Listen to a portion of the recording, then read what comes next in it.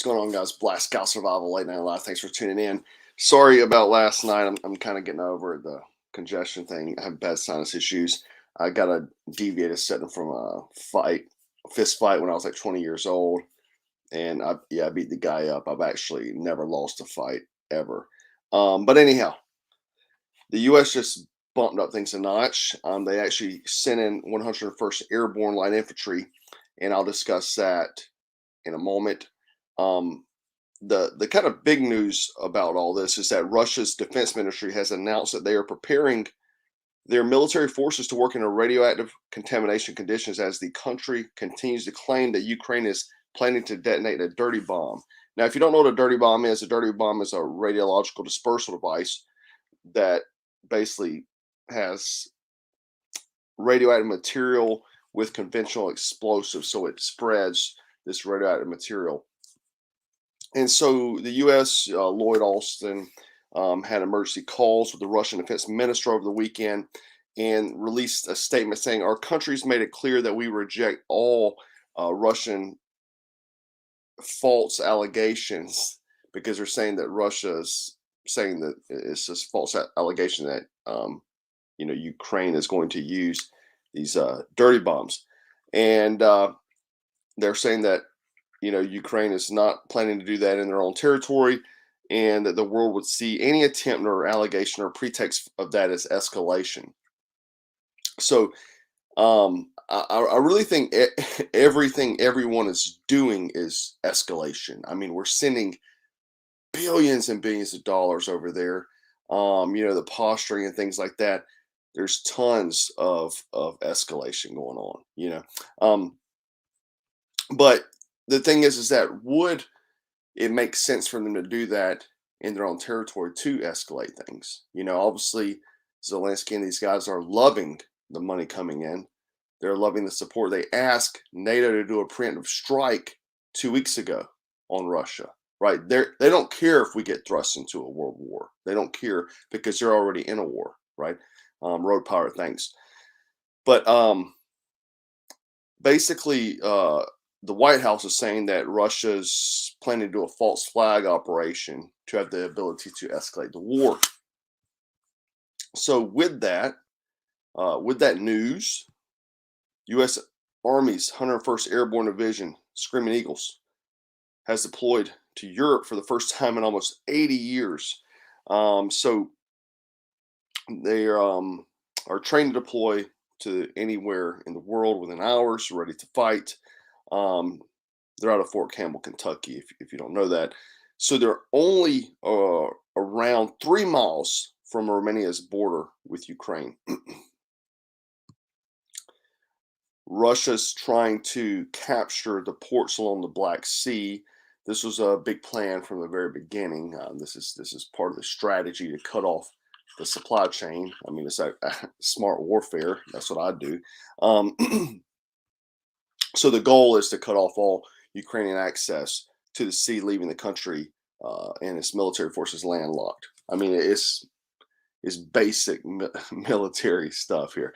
I don't know why this is like some we're wowed by this. But America's saying because that threat's so close to the NATO territory in Romania is why we put the Air Assault Division there, and along with a lot of weaponry. But yeah, I hate those guys are going over there. Obviously, Mark Fallows, thanks, buddy.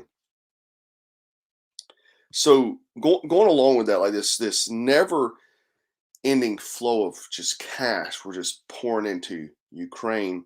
30 Democrat lawmakers. I'm sorry. I'm getting ahead of myself. This is actually 30 Democrat lawmakers are now calling on President Joe Biden to shift his strategy on the war in Ukraine by directly negotiating with Russia in order to de-escalate tensions. 30 Democrats signed this into Congress, and this is pretty crazy because Democrats, for the most part, have been pro-war, funding the war with Ukraine. And so the other thing is that Trump, said this 2 weeks ago, and they said he was, in love with Putin. He was a Putin admirer and all these sort of things. But now today they're coming in and saying the same things, by signing this letter, says that legislators responsible for the expenditure of tens of billions of U.S. taxpayer dollars in military assistance in the conflict. We believe such involvement in this war also creates a responsibility for United States to seriously explore all possible revenues, including direct engagement with Russia, to reduce harm and support Ukraine in achieving a peaceful settlement. We urge you to make a vigorous diplomatic efforts in support of negotiated settlement ceasefire, engage in direct talks with Russia, and explore prospects for a new European security arrangement acceptable to all parties that will allow for sovereign, independent Ukraine, and in coordination with our Ukrainian partners, seek a rapid end to the conflict. Um, so again, I think it's crazy because literally CNN and everyone was going nuts because Trump said that we should just talk directly. And I think Elon Musk did too, and people are like flipping out. So it's crazy though, because the thing is a proxy war. We're funneling money into we're basically fighting Russia through Ukraine. So for us to keep not want to say we're not going to talk to them directly when we are talking to them directly. Anyway, the White House came back and said the decision to hold diplomatic talks with Russia is up to Ukrainians themselves, not the United States. Then why are we sending all these billions of dollars? If it's up to Ukraine, why are we funding this war? I mean, this had been a shut a case shut many months ago. Open and shut case many months ago. If we weren't funding this stuff, right? But we put Zelensky into place anyway. He's a little puppet, so he's an actor. I mean, they actually got a good guy because he's actually a very good actor. They should have got better actors for Kamala and Biden because they're terrible. They can't even read the teleprompters. Can't even walk upstairs and things. But why they want the war to keep going is to bump up their personal investments. A lot of these politicians, I wish they would make some kind of law where that you cannot be making these investments, because we know Pelosi's doing it. All these folks are doing it. Lindsey Graham, Ted Cruz, all these guys, rhinos, Republicans in name only, tons of Democrats. They make investments in these companies, weapons manufacturing, and they're making money. Yeah, keep funneling the billions of dollars through because they're making tons of money. See, the thing is that with the war in Afghanistan, it was great. All these many years that we fought this drug out war was because they all had investments in it, right? In the war. So yeah, keep it going. Keep it going. It was great. For 20 years, these people became millionaires, billionaires. And when that stopped, it was like, oh no, what are we going to do? Well, now let's get this thing cranking in Ukraine, right? And we can do it all over again. We've spent in Ukraine in the past year almost as much as we spent in the entire war on terrorism. Like let that go in your mind a little bit, right? Meanwhile, our country itself is in economic decline. I have some terrifying news here in a second I'm going to tell you about. But Republicans and Democrats are talking to push through a $50 billion aid package for Ukraine if the Republican Party takes control of Congress during the midterm, because that's what they believe is going to happen. I mean, even Biden said the other day, all these folks are saying it. They think it's going to be a red wave. And so they're going to lose control. So they're going to try to go ahead and push this $50 billion aid package through. But there's people on both sides of the aisle that's going to push this, right? Kevin McCarthy could block future Ukraine packages if Congress takes back the House. So last month, Kevin McCarthy said Republicans will not write a blank check to Ukraine if they took back the House, right? So they already know the money train's over. Their stock options is done, right? You got to play the field like the rest of us. So they're trying to hurry and push through and Russia's $50 billion aid package, right? Before the potential change in power that would take place in January. This package would make sure, quote unquote, that Ukraine could get through the year and It'll make the previous packages like pocket change, they say, right? They did not disclose who, what Republicans, what Democrats supported this plan, but they did say it was bipartisan. Joe Biden also hinted at wanting that Republicans, that he knew Republicans would stop the money train, so that's why they're trying to push this through. They said he said that basically the funding of Ukraine war would be over, right? So, but we shouldn't even have done this in the first place, to be honest with you, you know. So, Jason right here saying, why aren't people being told by the media about this? No coverage from our government. Yeah, they're keeping this stuff hidden. Mark, appreciate it, buddy. He says pretty always repeats itself. Look at the world climate before World War II, and we're right there. It's going to be a wild ride. Yeah, man. History always repeats itself. Oh, you were talking to text. That's why I messed up. Yeah.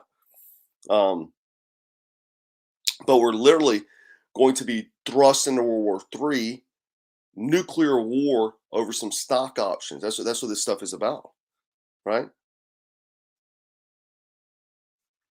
Meanwhile, in our country, inflation's through the roof.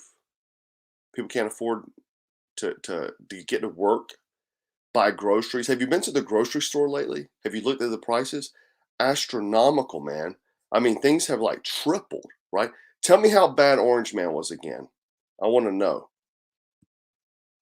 Thanks, Alan. I was watching actually earlier before I go forward. I don't know if you guys saw the FBI. Merrick Garland was talking about the spies, Chinese spies in the U.S. today, and I thought about doing a video on that, but we already know, Joe Biden is in their hands anyway. He's one of their puppets. But like, why even waste of time? Anyway, so during the talk, there's people in the live chat that kept just talking about Trump. Trump needs to go to jail. This, that, and I was like, these cats are really like they believe CNN that much. They were bobbing to CNN as they're watching the Don Lemon and them talk. They're still upset about Trump. Like they're still like they can't sleep at night because of Donald Trump existing. Right? Donald Trump hadn't been president. Look at your country. Look at what's happened. Right?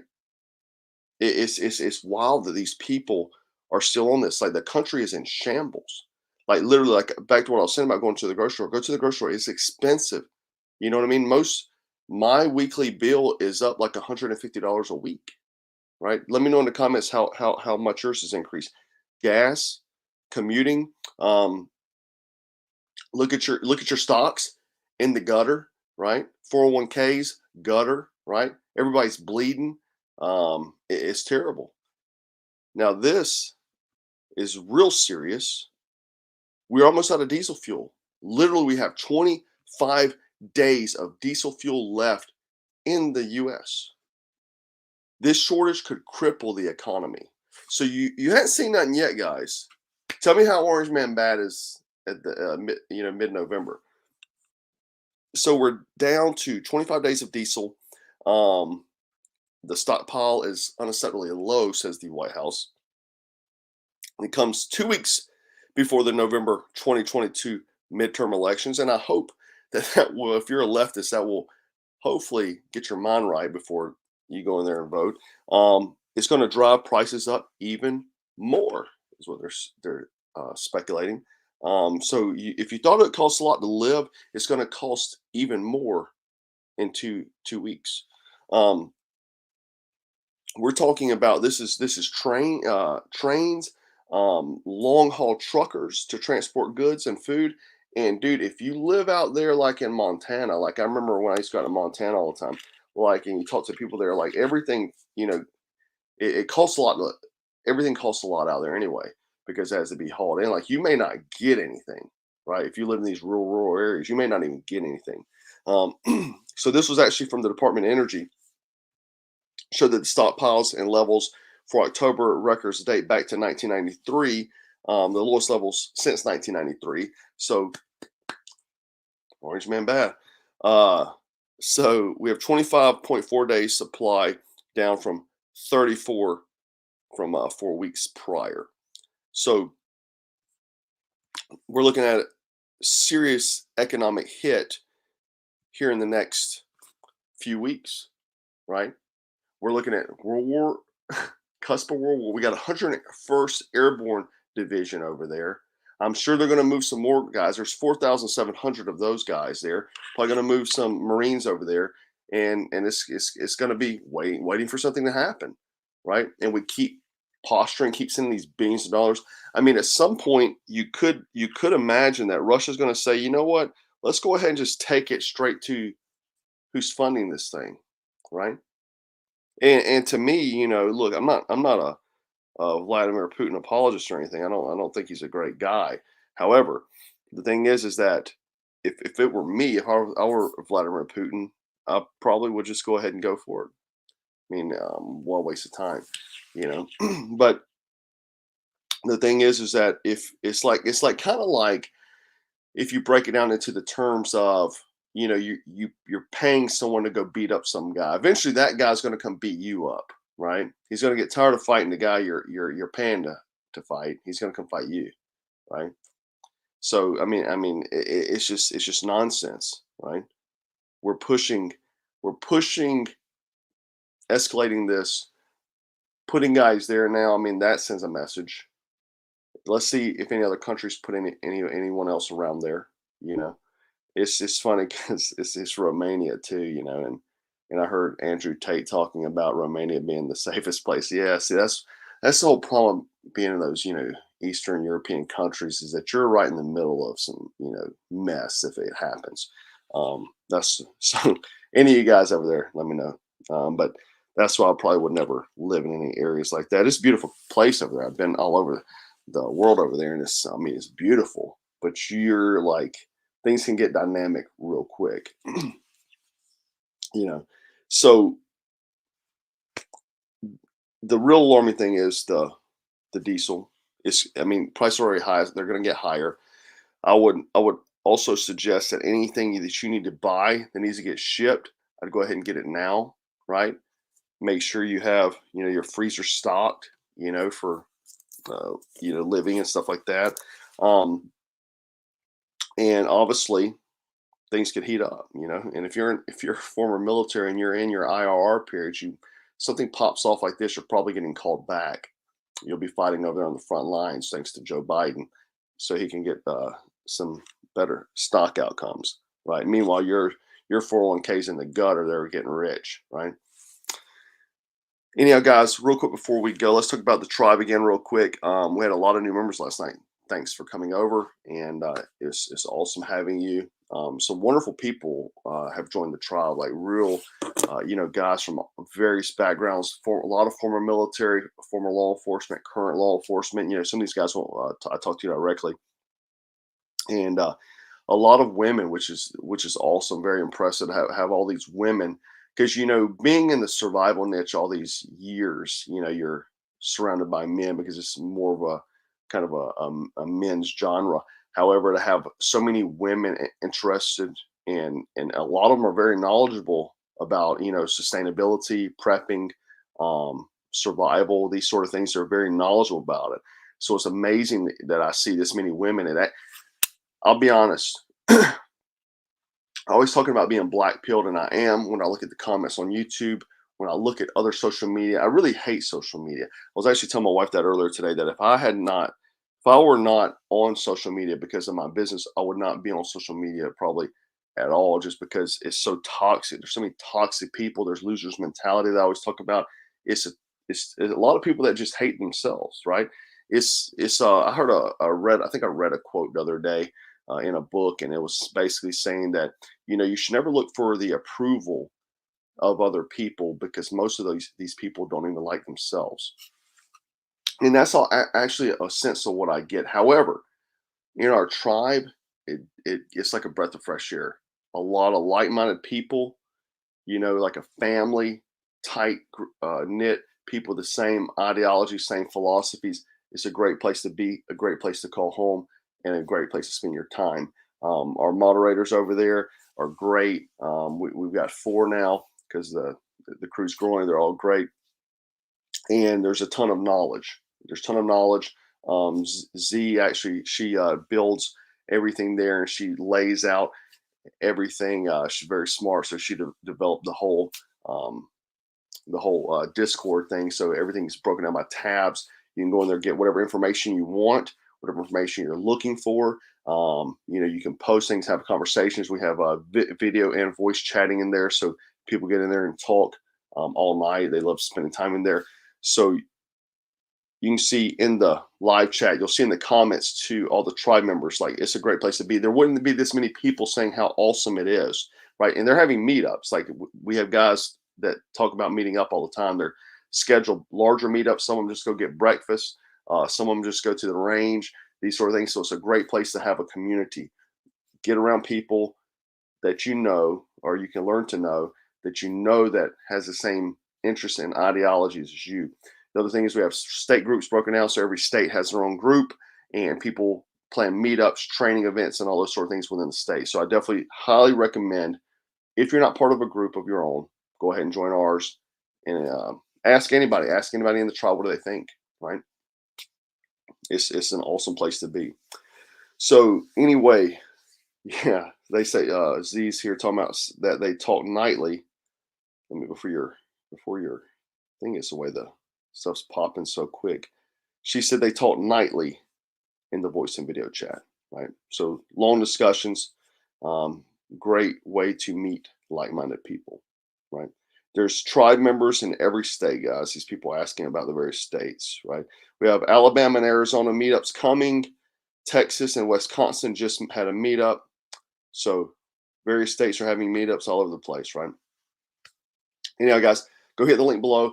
It's the litmus test. After I said last night on the video to don't email me because it says join the tribe, can you rejoin the tribe and click the link, right? Click the link. Then once you click the link, you select what level you want to join, right? And then you go to the community tab, and then there's a link posted there, and you follow that link. People email and talking about how do I join the tribe? Like, I say exactly how to do it, and it's like written right down here in the description, right down here. Just click on that arrow that pops down the menu, and there'll be a description there. All right, guys.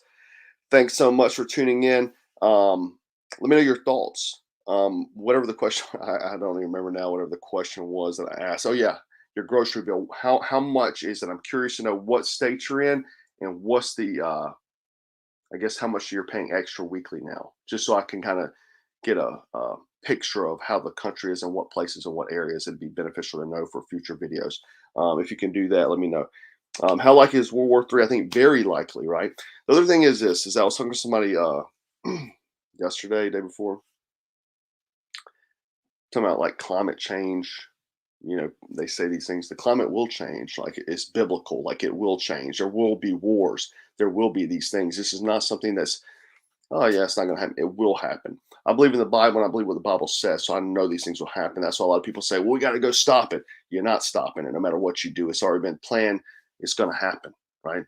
The best thing you do is prepare, protect your family, and these sort of things, right? There's no reason why you need to hit the ejector seat early, if you get what I'm saying. Anyhow, guys, yeah, it's going to get hot soon, guys, for sure. Thank you for all the super chats. Mark Fellows, you're a superstar, buddy. Thank you. And everybody have a good night. Stay frosty, strapped, and dangerous. Go join the tribe. Take care.